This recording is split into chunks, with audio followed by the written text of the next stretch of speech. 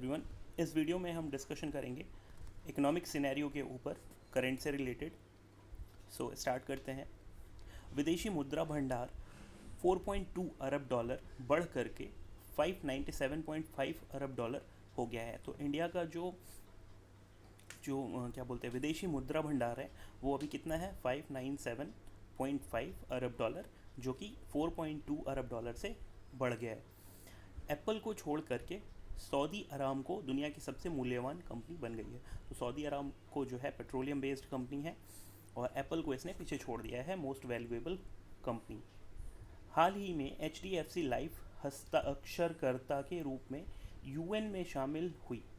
HDFC life हस्ताक्षरकर्ता के रूप में यूनाइटेड नेशंस में शामिल हुई। विश्व बैंक के अनुसार भारत 2021 में शीर्ष प्रेषण प्राप्त करने वाला देश के रूप में मैक्सिको को पीछे छोड़ के सबसे आगे पहुंच गया। सो रेमिटेंस गेन करने वाला इंडिया जो है दुनिया का सबसे बड़ा देश है। विश्व बैंक ने वैश्विक अर्थव्यवस्था की वृद्धि दर का अनुमान घटा करके 3.2% कर दिया। तो विश्व बैंक ने वैश्विक अर्थव्यवस्था ग्लोबल अर्थव्यवस्था की जो वृद्धि है उसकी दर जो है वो घटा करके कितनी कर दी 3.2%। वित्त वर्ष 2022 में भारत का व्यापार घाटा कितना है 88% बढ़ा। मतलब जो इंडिया का जो व्यापार का घाटा है, मतलब एक्सपोर्ट और इंपोर्ट का डिफरेंस, वो 88% बढ़ गया। मतलब हम इंपोर्ट ज़्यादा कर रहे हैं, एक्सपोर्ट कम कर रहे हैं। नेक्सो ने दुनिया का पहला क्रिप्टो समर्थित भुगतान कार्ड नेक्सो कार्ड लॉन्च किया। क्रिप्टो समर्थित भुगतान कार्ड नेक्सो कार्ड लॉन्च किया किसने? नेक्सो ने। फिर एक्सिस बैंक ने IFR एशिया अवार्ड 2021 में Asian bank of the year से सम्मानित किया गया। तो एक्सिस बैंक को IFR एशिया अवार्ड 2021 से Asian bank of the year का अवार्ड एक्सिस बैंक को दिया गया। IMF बोर्ड ने यूक्रेन के लिए 1.4 बिलियन डॉलर की आपातकालीन सहायता की मंजूरी दी।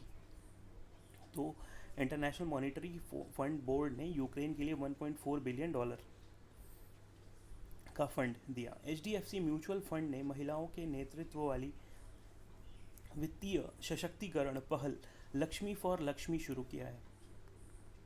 UPI के माध्यम से सार्वजनिक ऋण निवेश की सीमा सेबी द्वारा 5 लाख रुपए तक बढ़ाई गई है। तो UPI के माध्यम से सार्वजनिक ऋण निवेश की सीमा सेबी के द्वारा 5 लाख रुपए तक बढ़ा दी गई है।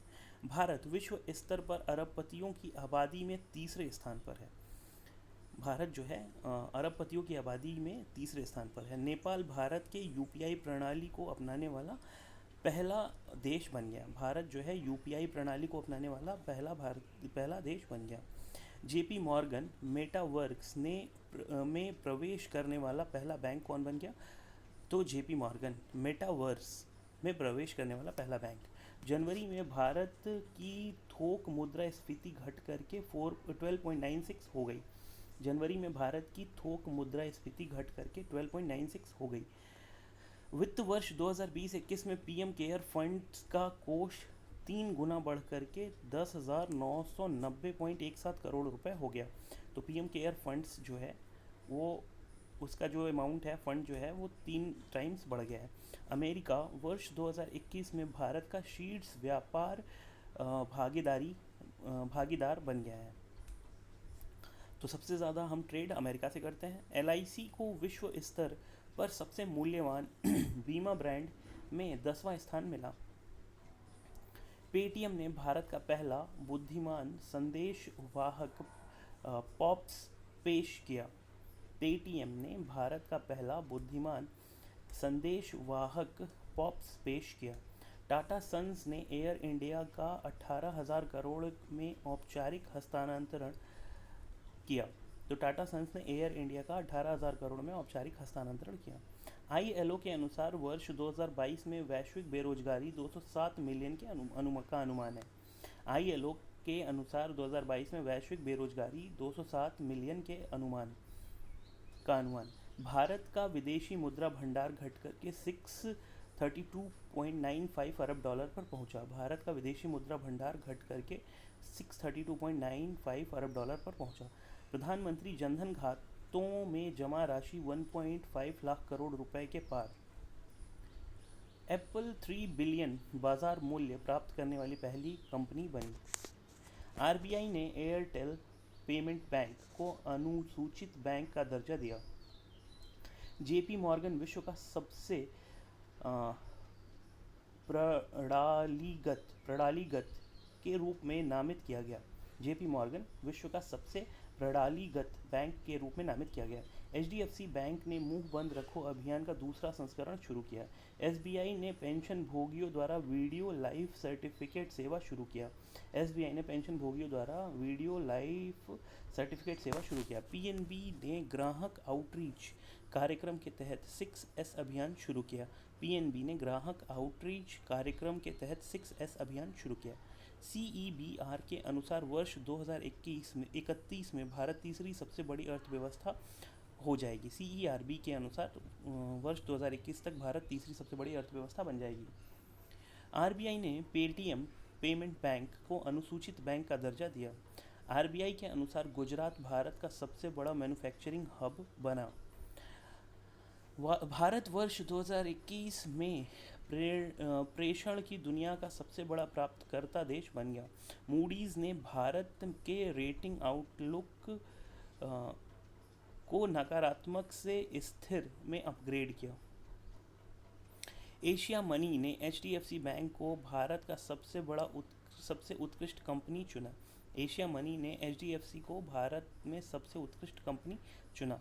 हाल ही में केंद्र सरकार ने डूबे ऋणों के प्रबंधन के लिए भारत ऋण समाधान कंपनी लिमिटेड IDRCL की स्थापना की है। विश्व बैंक समूह ने डूइंग बिजनेस रिपोर्ट का प्रकाशन को बंद कर दिया।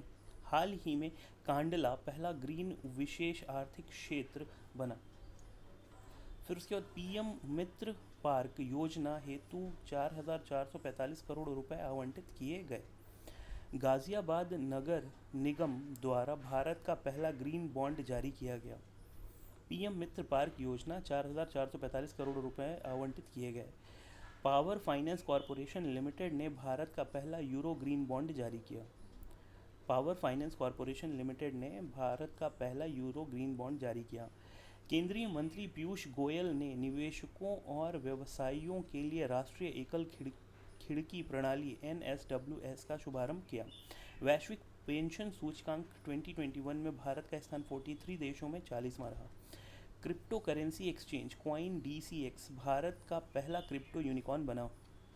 बंधन बैंक ने सशस्त्र बलों और अर्धसैनिक सेवाओं के कर्मियों को वित्तीय सेवा देने के लिए शौर्य सैलरी अकाउंट शुरू किया।